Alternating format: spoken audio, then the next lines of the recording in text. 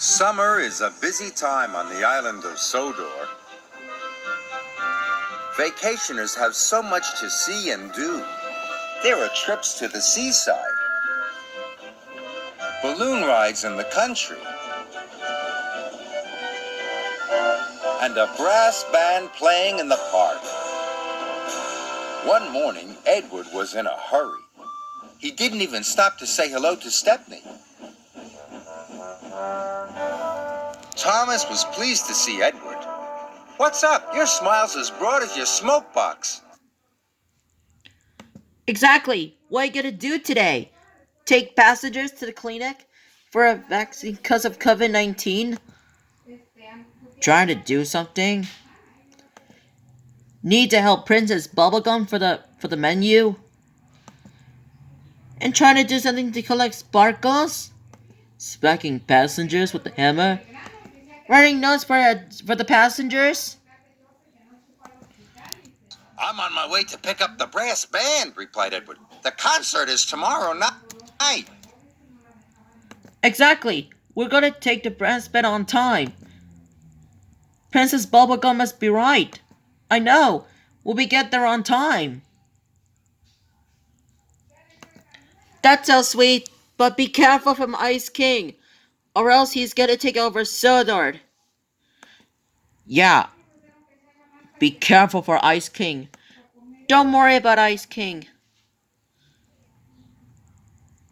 I know. Of course, be careful. "Don't crack your smoke box," teased Thomas.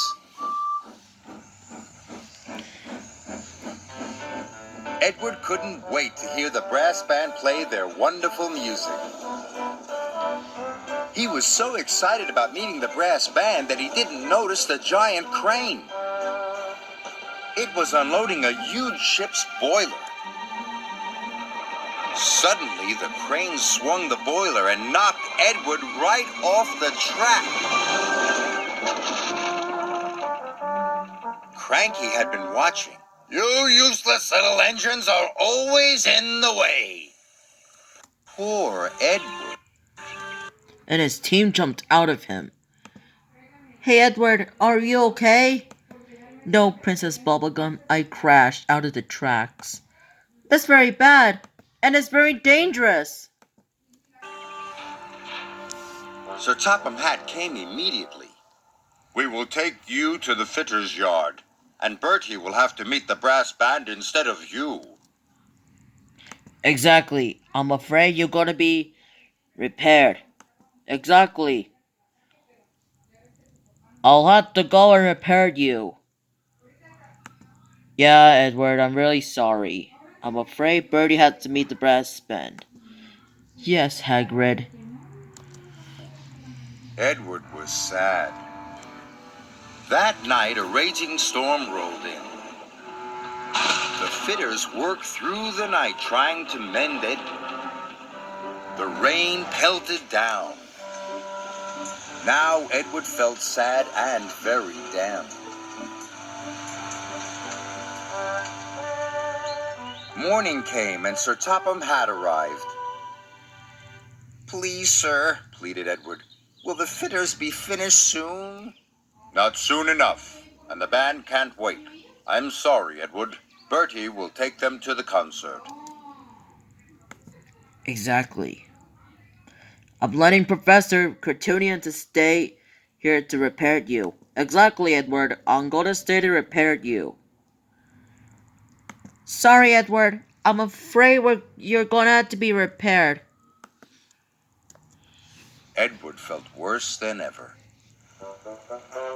Bertie collected the brass band and set off immediately.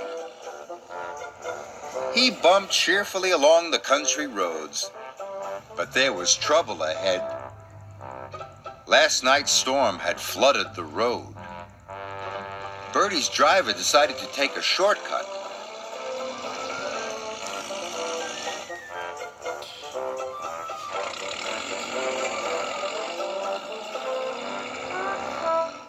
But it was very muddy. Bertie's wheels did not like the mud. They scooted. They skated. They slid. They slipped. I'm stuck, he groaned. No. Bertie revved his engine, but his wheels spun round and round. He couldn't budge. The brass band were worried. We mustn't be late for our concert. Tune up your tuba, cried the leader of the band. We'll call for help. By now, Edward was mended and hooked up to his coaches.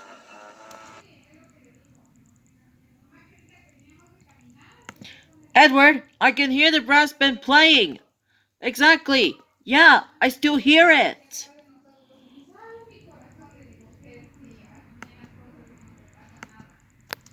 That's not music, wheezed Edward. That's an alarm. And they raced off to the rescue.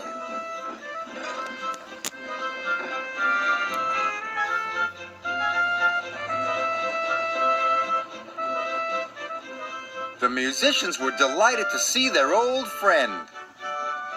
So was Bertie. I'll get you to the concert in time, Edward cried. Exactly. We'll get you there on time. I know. We'll make you there on time. Thank you, said the worried bandsman.